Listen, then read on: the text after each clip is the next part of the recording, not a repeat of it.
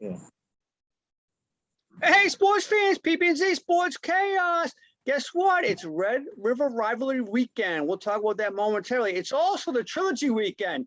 Tyson Fury goes against Deontay Wilder in the rematch, their trilogy fight.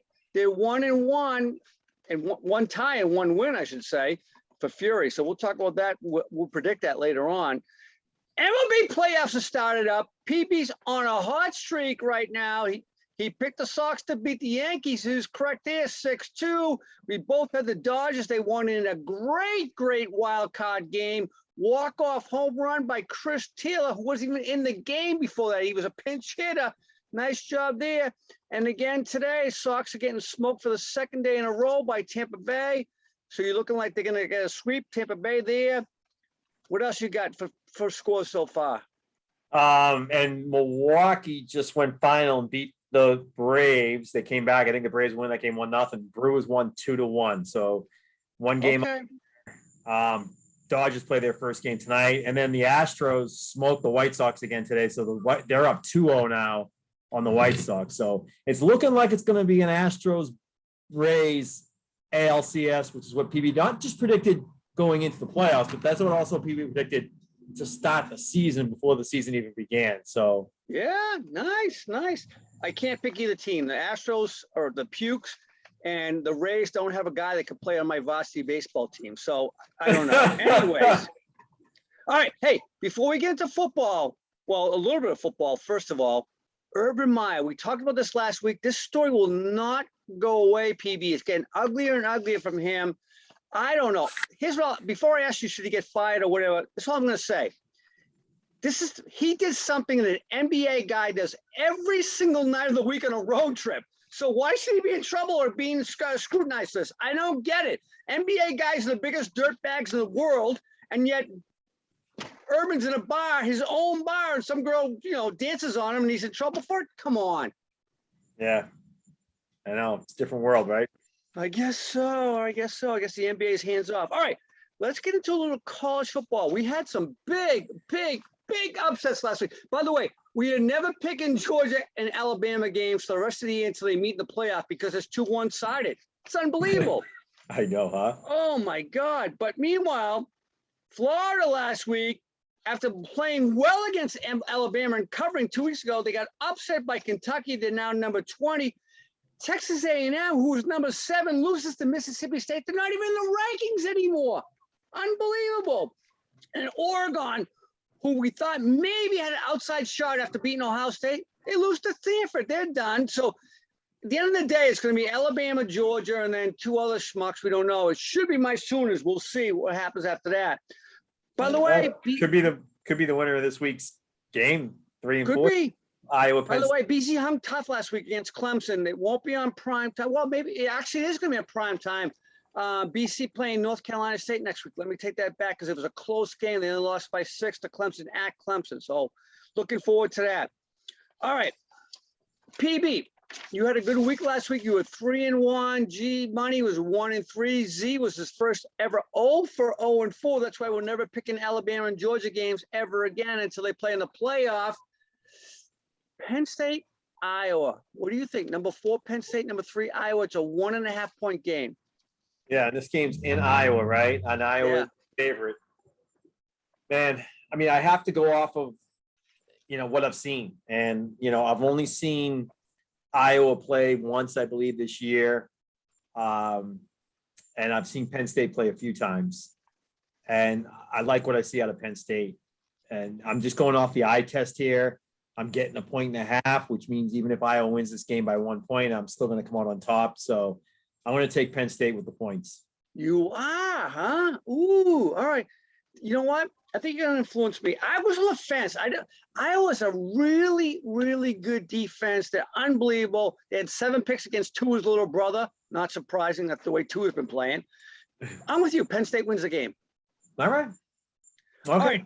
Oklahoma goes down to Texas to play the Red River Rivalry game. And it's a neutral site, but it's in Texas. Go figure. My Oklahoma Sooners need an impressive display here. What do you think? Yeah, and I think they can do it. despite some of their rough games, they're still undefeated on the season. They're still ranked number 3 in the country. They have their own ticket to the college football playoff. And this game would obviously almost pretty much take them out of that equation. They can't lose it. I think they're the better team.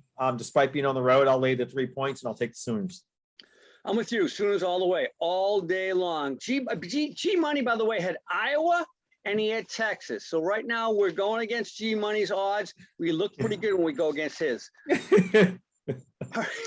Number 13, Arkansas goes over to Ole Miss to play number 17, Ole Miss. Both of them came off of big losses last week, both to Georgia and Alabama, that brought them right down to earth. Yep. But I happen to like Ole Miss a lot. What do you think? Yeah, I do too. I mean, that game was, it wasn't a blowout. I mean, it ended up being 42-21. So, I mean, if you want to call that a blowout, but they hung in there for a little while. And, Arkansas got blown out. They didn't score a point. They lost 37-0. So you're giving me 5.5 at home with Ole Miss. I got to take the points with Ole Miss. Sorry. I mean, Arkansas might win this game, but I don't think they'll cover. So I'm going to take Ole Miss. Arkansas is a 5.5 point underdog. Oh, it is. Yes. Oh, all right. I read that wrong then. I'm sorry. I read that wrong. Ooh, that puts me on. You give man. Now that changes things. That's an 11-point swing in my head that just happened instantly. I'm gonna have to go the other way then. If you're giving me points with Arkansas, I think this game will be close. So I'm going to take the points with Arkansas. All right. Yeah. By the way, G Money has Arkansas as well. I believe Ole Mississippi, I should say, Ole Miss. Their offense is too prolific. I know Georgia has a Arkansas has a great defense, similar to Georgia. That's why I said that. But I think Matt Corral's the real deal. He's the Heisman favorite along with Bryce Young. They win that game by a touchdown to cover the 5.5 point spread. So I get Ole Miss. All right. The big one. This is a winner take all because it's a pick 'em. Notre Dame coming off that big loss to Cincinnati last week, which might propel Cincinnati into the playoff. We'll see, but they play no one after the rest of the year. Mm-hmm. Notre Dame has to play Virginia Tech, not ranked, but Virginia Tech is a tough team at home, hostile environment. And the Sandman will be playing down there in Blacksburg. Who do you like? Yeah, I'm going to take Notre Dame. Again, I'm going off the eye test. I've seen Notre Dame play in several games. I mean, they're pretty much on national TV every week, so you can get a chance to watch them. They've looked good for the most part. They're really impressive against Wisconsin earlier. Last week, they did lose the game, but Cincinnati, we've been talking about them and how good they are. They deserve to be where they are. So I go with Notre Dame here. I get Notre Dame as well. I know it's a hostile environment, but I believe Notre Dame bounces back. They don't lose 2 in a row. All right. So you and I get 3 of the same picks. We go against 100%. You're 100% against G Money. I am. Yes. Now I only agree with him on Arkansas. That's it. All right. Hey, NFL. Last night we had a so-so game. The Rams beat the Seattle Seahawks. Russell Wilson got a bad finger injury. We'll see what happens with that. The play of the night, though, PB, the play of the night was the double punt. I've never seen that in my life. The block punt, and then the guy from Seattle picks it back up, started to run, and then realized he was still behind the line of scrimmage, kicked it again, 68 yards. Unbelievable. I've never seen that in my life. And the refs had no idea. I don't think there's a rule that covers that, to tell you the truth. So I didn't see it. Was it the punter still that punted it the second time? Or was it just a regular? Yes, the punter. He got it blocked. He picked it up. By the way, he made a great athletic play for a punter. One-handed scoop, picked it up, started to run, looked around, said, "Oh, I'm not over the line of scrimmage." Kicked it again. Interesting. Impressive, right? Yeah. Hey, by the way, last week, oh my goodness. Both of your teams won. Can you believe it? The Jets and Giants both win. Giants beat New Orleans. That was a surprise. And then Jets beat Tennessee at the end of the game. Oh, my goodness. And by the way, the Jets go to London to play Atlanta. Sorry, Atlanta. Sorry, London. We didn't give you the best game ever, but. Yeah, right. Oh, man. But it was Brady Bowl last week. And maybe a little of a dud, but still Brady pulled it out. But a close game at the end of the night, right? Yeah. I mean, he didn't touchdown pass, right? No touchdown passes. A couple rushing touchdowns, and that was it. So, but the conditions were tough. It was a crappy night. Oh, Yeah, it was hard to, but you know what? It was a great game and it was worth watching. And I'm glad, I'm glad Brady came into Foxborough and won. I mean, I think it's good for him and he's the best quarterback ever. He deserves it. I'm with you. Hey, by the way, Pats cut their best cornerback. So they gave up on their best quarterback 2 years ago. Now they cut their best cornerback, Stephon Gilmore. Yeah. I'm sorry. They didn't cut him. They pulled back on the cut. They traded him for a 6th-round pick to Carolina. Man, I gotta wonder the brains of Mr. Belichick. So, oh, by the way, he did bring back Jamie Collins for the 3rd time. So I guess that's a good move. Oh, PB, I gotta ask you right now. Belichick, where do you rank him? If you had to pick your A-list, 5 best coaches NFL history, what does it look like? Yeah, I mean, I got to put Belichick at the top. I know you're not going to. Still do, okay. Yeah, I still do. I know you're going to say that, his record without Brady, his record with Brady, but that's part of the equation.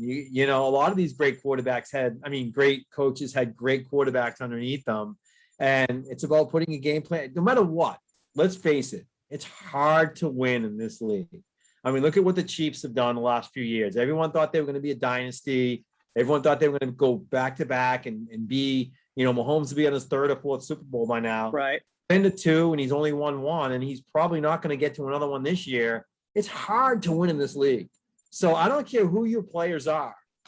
If you can get to 9 Super Bowls and win 6 of them and get to, 11 out of 12 years they went to the AFC Championship and won 9 straight or something crazy like that. It's just that's game plan and being prepared week in and week out with your team. It's the NFL. It's Bill Belichick without a question. By the way, since you asked, he's 60-74 lifetime without Brady as his quarterback. And for those who are looking for the accuracy of that, it's a 46% winning percentage. Doesn't get you the playoffs. But you know what? We're going to put we're going to talk about some other coaches coming up here. We're going to talk about the likes of, let's go into it and let's talk about who their quarterbacks were and how good those quarterbacks were and what their records were. I don't know if we have access to those statistics right now, but my number 2 guy is Don Shula. I got him number 1. And by the way, he won with a guy named David Woodley. That's all I got to say. Okay. All right. Now, I don't know, right, but he also had Marino underneath him for a while as well, for a long time. He never won a Super Bowl with Marino. He won it with Bob Greasy. He did, right. But record-wise, what was his record with Marino? What was his record with Greasy? Was not a stud quarterback by any means, but Marino was. What was his record with Marino? What was his record with Woodley? Like you said, what was his record? I don't know. We'd have to look at those statistics. I believe they're all over 500. That's why he's the winningest coach ever. Okay. Yeah, right. And he is the winningest coach ever. And he's won a couple Super Bowls. I think he went to like 5 or 6 and he won 2. So I have Shula as my number 2. Okay. Who do you get for your 3rd? My number 3 is Vince Lombardi. Well, the guy they named the trophy after, right? The guy they named the trophy after, and 3 NFL titles plus 2 Super Bowls. Just a legend, right? A legend. They named the Super Bowl trophy after him. Right. So he's my number 3. All right. Who do you get for 4? Number 4, I have Paul Brown. Oh, that's a decent pick. He's a very creative guy. He was one of the more creative coaches in the league. You're right. That's a good pick. He was very creative. He changed the game. He won 7 championships altogether. 3 NFL championships, 4 AAFC championships before it was the NFL. And the other thing that's interesting about him is he did win with 2 different franchises. He coached the Browns for a number of years, and he also coached the Bengals for a number of years, and he won titles with both of those teams. So I don't know who else on our list has won Super Bowls or championships with multiple teams. Well, let's just clarify. The Bengals didn't win a championship. They won a division championship. Oh, okay. Well, at any rate, he did good things with two different teams. So, All right. Who do you get for number 5? number 5 for me is Bill Walsh. All right. Yeah, Bill Walsh for his reign, and then I go back to the same thing with quarterbacks, right? Because he had Montana I think he had even Young for one of his Super Bowls, maybe. But Young, he left before Young was the starter for the winning team. Seifert was the winner when Young quarterback. oh, okay, all right. So he had Montana on him mostly. But again, here's the guy. If you take Montana away, what was his record without Montana? I don't know, but I'm going to guess it was less than what it was with Montana. So. But those are my, and he was another guy who kind of changed the offensive nature of the game as it's played. So that's why I got called the West Coast offense because of him, right? Right, exactly. So that's why I got him at number 5. So there's my top 5. So just it's Belichick number 1, Shula number 2, Lombardi number 3, Paul Brown number 4, and Bill Walsh number 5. I got Shula number 1, all-time winningest coach. I got Tom Landry, who has a winning record with 5 different starting quarterbacks in his lifetime. So good for him with 2 Super Bowl wins. I got the man, Vince Lombardi, like you did, number 3. I do put Belichick at 4 because 6 titles and 9 Super Bowl appearances. You got to give him credit for that. Absolutely, even though it was 1 quarterback. And I do have Bill Walsh because, like you said, I hate the 49ers, but he did change the game with his offense. You're right.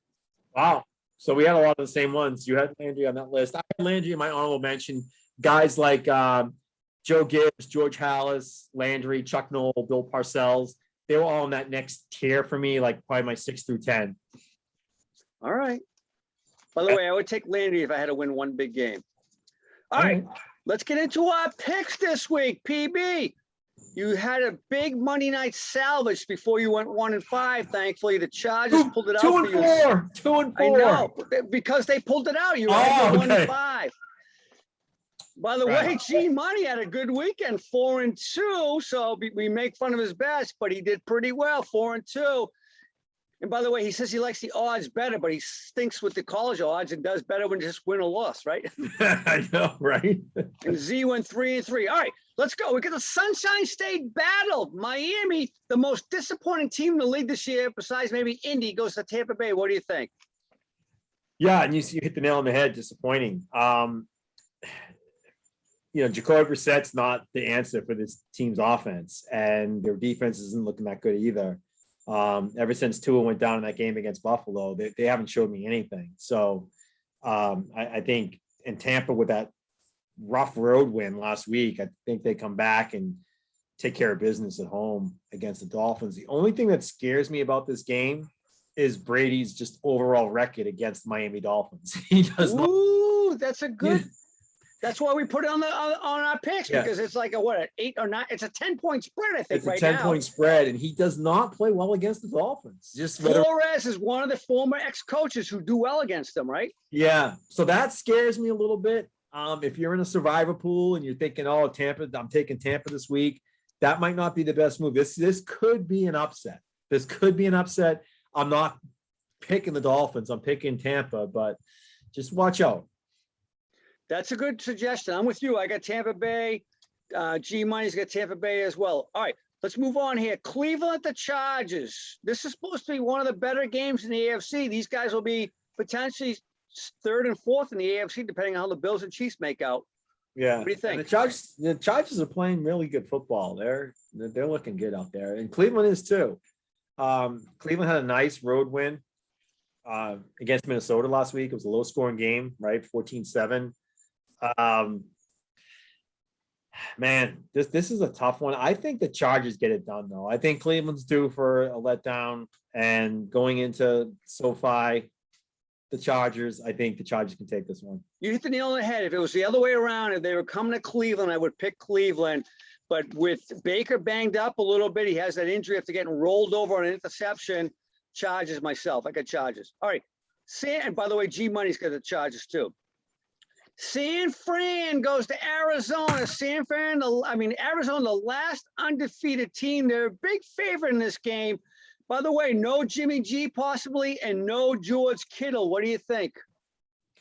Yeah, I think it's Zona. I mean, it's in Arizona. I'm riding Arizona until otherwise they show me otherwise. So I'm going Cardinals here.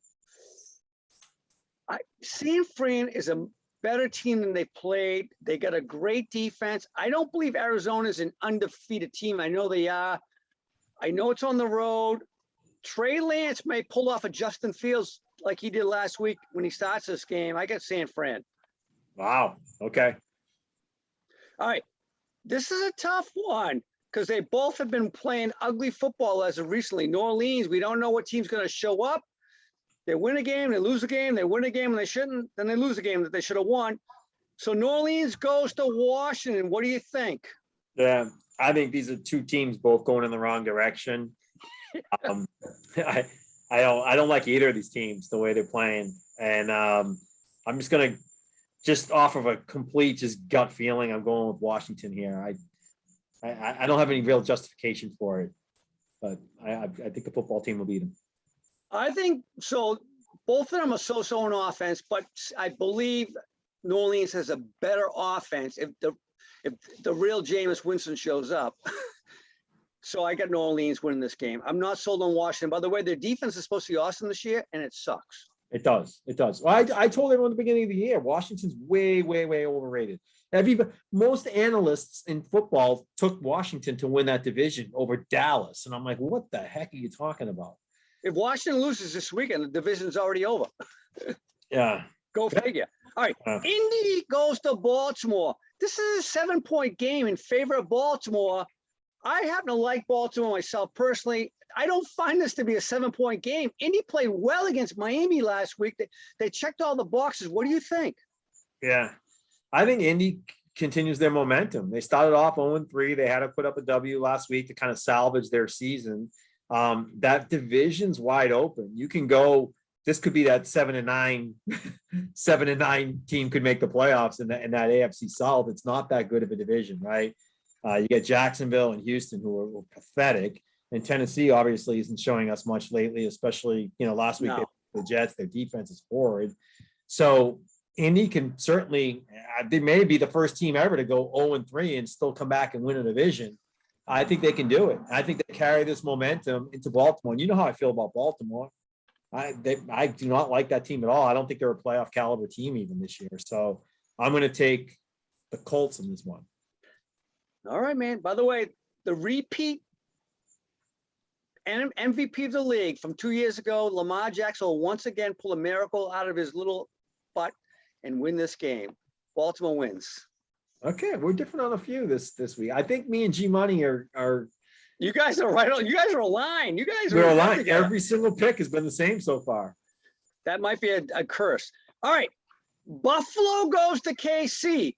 On paper, at the beginning of this year, everybody wanted to look forward to it. KC's been kind of, I don't want to say kind of, they've sucked really, right? I mean, offensively they play great, but the defense is horrible. So what do you think?